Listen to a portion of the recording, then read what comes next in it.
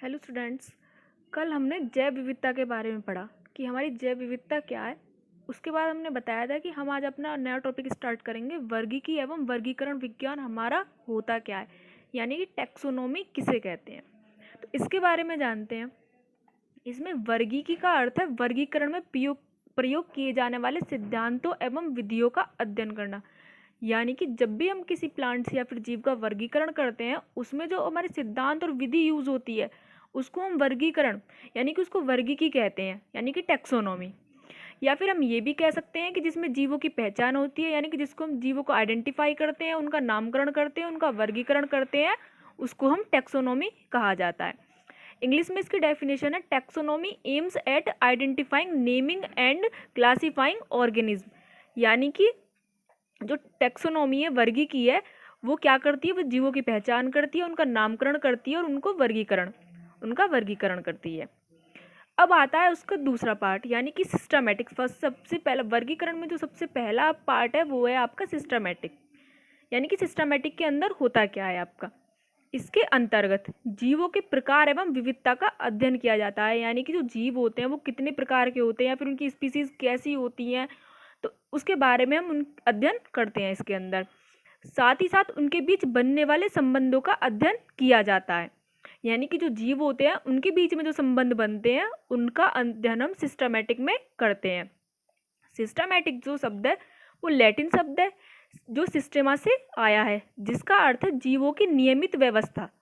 यानी कि जीवों की जो नियमित व्यवस्था होती है वो सिस्टमैटिक होती है। इसका सर्वप्रथम प्रयोग किया था वो कैरोलस लीनियस ने किया था। इन्होंने अपनी पुस्तक का नाम भी सिस्टेमा नेचर रखा। इन्होंने जो जीवों का सबसे पहले जो इन्होंने प्रयोग किया था वो थे कैरोलस लीनियस। ये एक साइंटिस्ट हैं। इन्होंने सबसे पहले इसका प्रयोग किया और उसी के आधार पे इन्होंने अपनी बुक लिखी एक, जिसका नाम था सिस्टेमा नेचर। उसके बाद वर्गीकरण के मौलिक सिद्धांत आते हैं हमारे, कि वर्गीकरण के मौलिक सिद्धांत होते क्या हैं। सबसे पहले ये तो हमें पता ही होता है कि कोई चाहे वो जीव हो चाहे प्राणी हो, सबसे पहले आता है उसका आइडेंटिफिकेशन, कि उसकी पहचान होती क्या है। सबसे पहले उसकी पहचान ही होती है, उसके बाद उसके बारे में जानते हैं हम कि उसकी जाति क्या है, उसका कुल क्या है। सबसे पहले उसकी पहचान के बारे में जानते हैं। यानी कि पहचान में हम पहले से निर्धारित वर्गीकरण पद्धति में सजीव का उचित स्थान निश्चित करते हैं। यानी कि कोई भी जीव है तो हम उसका क्या करते हैं कि वर्गीकरण जो पद्धति होती है हमारी, उसमें कोई भी सजीव, उसका हम एक उचित स्थान निश्चित करते हैं कि ये जो जीव है ये उस स्थान से बिलोंग करता है, उस स्थान पे रहेगा। ये सारी चीज़ें हमारी वर्गीकरण पहचान के अंदर आती हैं, कि वह जीवाणु है, कवक है, जंतु है या पौधा है। सबसे पहले क्या आता है कि उसके बारे में ये नहीं कहते कि उसका नाम लेंगे हम, उसके बारे में पहले ये जानेंगे ये जीवाणु है, कि वह कवक है, जंतु है या फिर पौधा है। उसके बाद उसका नाम पहचानेंगे। सबसे पहले पहचान यही होती है, चाहे आप कोई भी प्लांट ले लो, उनके नाम अलग अलग होते हैं, लेकिन बोलते क्या है कि ये पौधा है या फिर ये एक पेड़ है। उनका नामकरण तभी संभव है जब हम उस जीव के लाक्षणिक गुणों का सही से अध्ययन करें। यानी कि कोई भी प्लांट हो या फिर कोई भी जीव हो, उसका जो नामकरण है वो तभी संभव हो सकता है जब हम उसके गुणों के बारे में अध्ययन करते हैं। वर्गीकरण में हम पूर्व से पहचाने गए जीवों की समानताओं के आदर को आधार बनाते हैं। जो किसी भी जीव का अगर हम वर्गीकरण करते हैं, यानी कि उसके वंश जाति के बारे में अगर हम जानना चाहते हैं या फिर जानते हैं उसके बारे में, या उसके बारे में हमें पढ़ना है, तो हम उसकी जो समानताएं होती है उसके आदर के आधार को, उसका जो आदर होता है, समानता को जो आदर होता है, उसको हम अपना आधार बनाते हैं कि कौन कौन सी समानताएं उसमें पाई जाती है। और इसकी इंग्लिश में डेफिनेशन ये भी लिख सकते हैं, identification is the determination of correct name. यानी कि जो आइडेंटिफिकेशन होता है वो डिटरमाइन करता है किसी का सही नाम, पोजीशन, स्थिति of an organism with A system of classification. यानी कि जो क्लासिफिकेशन वाला जो सिस्टम होता है, जो हमारी अंतर्राष्ट्रीय प्रणाली होती है, नियमावली होती है, उसके आधार पर किसी भी जीव जंतु का या फिर किसी भी पौधे का सही से नाम देना और उसकी पोजीशन बताना। अब आता है सेकंड, नोमेनक्लेचर, यानी कि नामकरण। यानी कि कोई भी जीव है, सबसे पहले उसकी पहचान होती है, पहचान होने के बाद उसका हम नाम लेते हैं कि उसका नाम कैसे होता है, क्या होता है उसका नाम। प्रत्येक जीव का एक वैज्ञानिक नाम होना आवश्यक है। कोई भी जीव है उसका वैज्ञानिक नाम इसलिए होना आवश्यक है क्योंकि हमारे जो देश हैं या फिर हमारा जो पूरा विश्व है उसमें जितने भी चीज़ें होती हैं उनके सबके नाम अगर अलग अलग प्रोनाउंस करते हैं हम, तो वो कोई पहचान नहीं पाता। इसीलिए जितने भी जीव हैं, जितने भी प्लांट्स हैं, उनका एक साइंटिफिक नेम रखा गया है। साइंटिफिक नेम यानी कि बॉटेनिकल नेम, जिससे कि अगर हम कहीं दूसरी जगह कम्युनिकेशन करते हैं, किसी दूसरे देश में दूसरे साइंटिस्टों के साथ कम्युनिकेशन करते हैं, तो उसमें हमें ये फ़ायदा होता है कि हम उनका जो साइंटिफिक नाम लेते हैं उससे उनकी पहचान हो जाती है कि हम किस बारे में बात कर रहे हैं। जैसे कि हम आम का नाम लेते हैं मैंगो, आम का नाम है scientific name Mangifera indica, Mangifera indica. यानी कि अगर हम कहीं भी जाते हैं, किसी भी साइंटिस्ट जो कि बाहर से हो, बाहर देश से हो, किसी से भी, उसके सामने अगर हम मैंजीफेरा इंडिका के बारे में बात करते हैं तो उसको पता चल जाएगा कि हम आम के बारे में बात कर रहे हैं। तो इसीलिए किसी भी पौधे का या किसी भी जीव का नामकरण बहुत आवश्यक है, ताकि विश्व स्तर पर उसे स्वीकार किया जा सके। जैसा कि मैंने आपको बताया कि उसको विश्व स्तर पर स्वीकार किया जा सके। सभी वैज्ञानिक नाम जो होते हैं वो अंतर्राष्ट्रीय नामकरण की नियमावली का अनुसरण करते हैं। यानी कि जो हमारी अंतर्राष्ट्रीय नियमावली होती है उसके अकॉर्डिंग ही उसके वैज्ञानिक नाम का हम अनुसरण करते हैं। एक जीव का एक ही वैज्ञानिक नाम होता है, यानी कि एक जीव की वैरायटी अलग अलग हो सकती है, लेकिन उसका जो नाम होगा वो एक ही होगा। जैसे कि आम को मैंजीफेरा इंडिका बोलते हैं, इसकी वैरायटीज अलग अलग हो सकती हैं, लेकिन इसका जो साइंटिफिक नेम है या फिर बोटेनिकल नेम है वो एक ही होगा। पूरे विश्व में उनकी जाति को पहचान में सहायता मिलती है, यानी कि जो पूरा विश्व है उनकी जो जाति होती है उसके बारे में पहचानने में सहायता।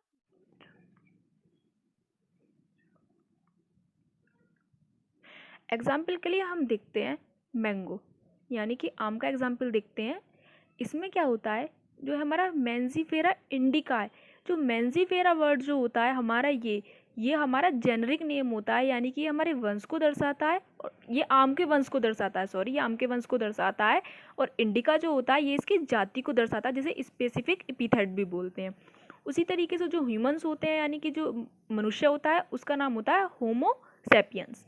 होमो उसकी जाति को दर्शाता है, यानी कि वो मनुष्य है, और जो सेपियंस है, होमो उसके वंश को दर्शाता है और सेपियंस उसकी जाति को दर्शाता है। उसी तरीके से पोटैटो यानी कि आलू का जो साइंटिफिक नेम है या फिर बोटेनिकल नेम है वो है सोलेनम ट्यूबरेसम। तो सोलेनम जो होता है वो उसका जेनरिक नेम होता है, उसके वंश को दर्शाता है, और ट्यूबरेसम यानी कि उसकी जाति को दर्शाता है। तो इसी तरीके से कोई भी जो बोटेनिकल नेम होता है वो 2 वर्ड्स में होता है, यानी कि उसमें 2 डबल वर्ड्स होते हैं। जो फर्स्ट वाला होता है वो उसके वंश को दर्शाता है और सेकंड वाला उसकी जाति को दर्शाता है।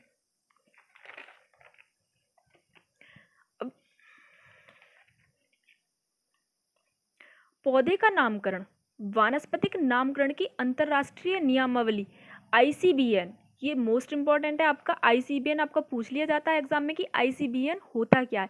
तो ICBN जो है वो international code of botanical nomenclature है, यानी कि जो हमारे बोटेनिकल नेम्स जो होते हैं उनको जो दर्शाती है, हमारे वानस्पतिक जो हमारा जो कोई भी पौधे हैं उसका जो नामकरण करती है, ये वो इंटरनेशनल हमारा कोड ऑफ बोटेनिकल नोमेनक्लेचर, ये वो नियमावली है हमारी, इसका नाम ICBN है, के आधार पर किया जाता है। यानी कि पौधों का नामकरण ICBN के आधार पर किया जाता है, और जंतुओं का नामकरण अंतर्राष्ट्रीय नियमावली ICZN, यानी कि B का मतलब बोटेनिकल और Z का मतलब zoological, international code of zoological nomenclature के आधार पर किया जाता है। तो ये बात हमारी क्लियर हो गई कि वानस्पतिक नामकरण तो ICBN के अकॉर्डिंग किया जाता है, और हमारा जो जंतुओं का नामकरण होता है वो ICZN के आधार पर किया जाता है।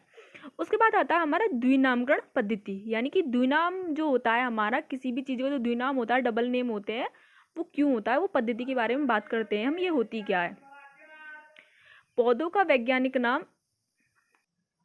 अंतर्राष्ट्रीय मान्यता प्राप्त नियमों द्वारा करते हैं, यानी कि जो पौधों का वैज्ञानिक नाम होता है वो अंतर्राष्ट्रीय मान्यता प्राप्त नियमों द्वारा करते हैं। ये नियम क्या होते हैं इनके बारे में भी हम बात करेंगे। किसी भी पौधे का नाम 2 शब्दों से मिलकर बना होता है, कोई भी प्लांट है उसका नाम जो होता है वो 2 शब्दों से मिलकर बना होता है। जैसे कि हम आलू का वानस्पतिक नाम लेते हैं एग्जाम्पल में, इसका नाम है सोलेनम ट्यूबरोसम। तो सोलेनम ट्यूबरोसम क्या है, ये 2 शब्दों से मिलकर बना है। पहला शब्द सोलेनम है, ये इसका जेनरिक नेम है, जिसके बारे में मैंने अभी आपको बताया था कि जेनरिक नेम क्या होता है, हमारा वंश होता है। और दूसरा शब्द है ट्यूबरोसम। ये क्या होता है, ये इसकी जाति होती है, ये इसका स्पेसिफिक एपिथेट यानी कि जाति को दर्शाता है। आलू के वानस्पतिक नाम में सोलेनम वंश को दर्शाता है और स्पेसिफिक एपिथेट ट्यूबरोसम उसकी जाति को दर्शाता है। जीनस का नाम हमेशा बड़े अक्षर में यानी कि जो जीनस होता है उसको हमेशा कैपिटल लेटर्स में लिखा जाता है। जैसे कि यहाँ पे सोलेनम ट्यूबरोसम है, तो जो ये सोलेनम ये जीनस है हमारा, तो ये हमारा कैपिटल लेटर से लिखा जाएगा, और ये जो ट्यूबरोसम है इसको हम स्मॉल लेटर से स्टार्ट करते हैं। तो कोई भी साइंटिफिक नेम है, कोई भी बॉटेनिकल नेम है, उसमें ये ऐसे ही लिखा जाता है। यानी कि जो फर्स्ट होता है हमारा जीनस होता है वो हमारा कैपिटल लेटर्स में होता है, और जो हमारा जाति होती है उसको हम स्मॉल लेटर से स्टार्ट करते हैं। वैज्ञानिक नाम को जब प्रिंट किया जाता है तो इसे इटैलिक में लिखा जाता है और इसे अंडरलाइन कर दिया जाता है। जैसे कि मैंने यहाँ पे लिख के दिखाया हुआ है आपको, मेंजीफेरा इंडिका को मैंने इटैलिक वर्ड में लिखा है, यानी कि एक साथ लिखना मेंजीफेरा इंडिका को, और इसको अंडरलाइन किया है। इसको अंडरलाइन भी करना जरूरी होता है। कोई भी साइंटिफिक नेम हो, कोई भी बोटेनिकल नेम हो, उसको अंडरलाइन किया जाता है।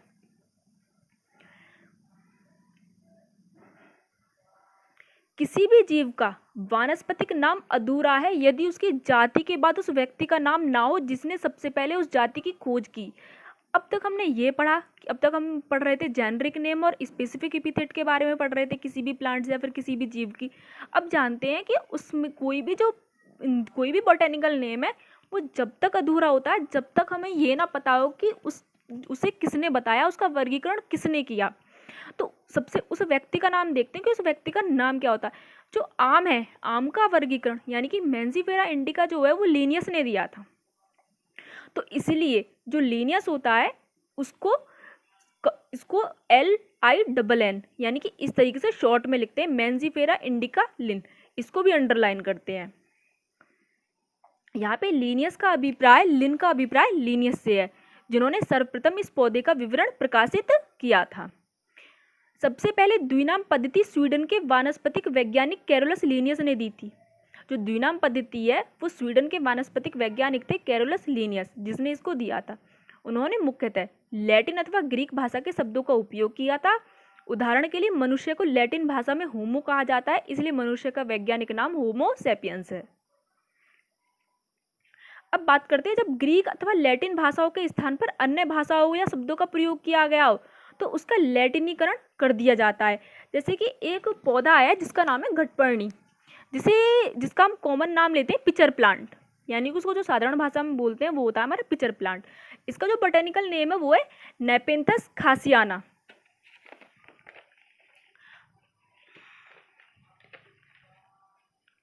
तो जो खासियाना है वो क्या है, वो इसकी जाति है। इसका मतलब है कि ये इन खासी क्षेत्रों में, ये या तो इसका खासी क्षेत्रों में पाया जाता है ये, इसीलिए इसको जो इसकी जाति है वो खासी यानी कि खासियाना कर दी गई है। इन खासी यानी कि खासी क्षेत्र यानी जो मेघालय में पाए जाते हैं उनमें पाया जाता है, जिसलिए इसका वानस्पति का नाम नेफिंथस खासियाना कहते हैं। या खासियाना का मतलब है इन खासी, इसका मतलब है जहाँ घटपर्णी पौधा बहुतायत पाया जाता है। इसी प्रकार बरगद का वानस्पतिक नाम फाइकस बेंगलेनेंसिस है, यानी कि बेंगलेनेंसिस का मतलब है कि बंगाल जहाँ बरगद बहुतायत पाया जाता है। अब बात करते हैं द्विपद नामकरण पद्धति के नियम के बारे में, यानी कि इसके नियम क्या हैं।